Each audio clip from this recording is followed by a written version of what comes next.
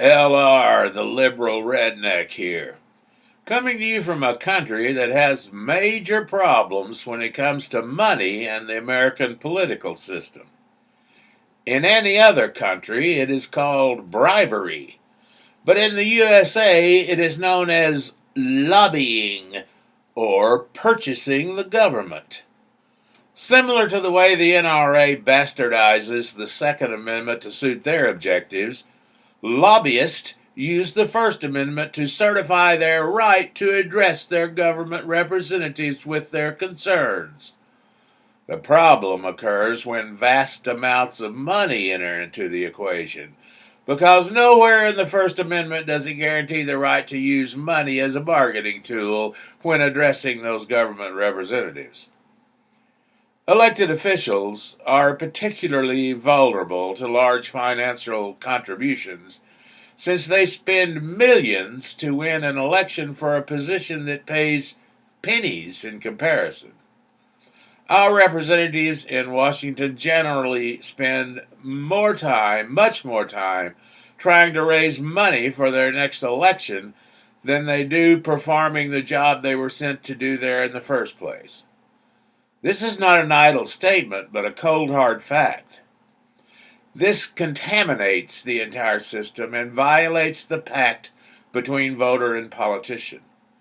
We elect them to protect our best interest and not the best interest of corporations. By allowing the existence of lobbyists, we are encouraging this process to devolve into legislation being passed based on the volume of money contributed to a politician's re-election campaign instead of whether it is legislation desired by the voters who put them into office.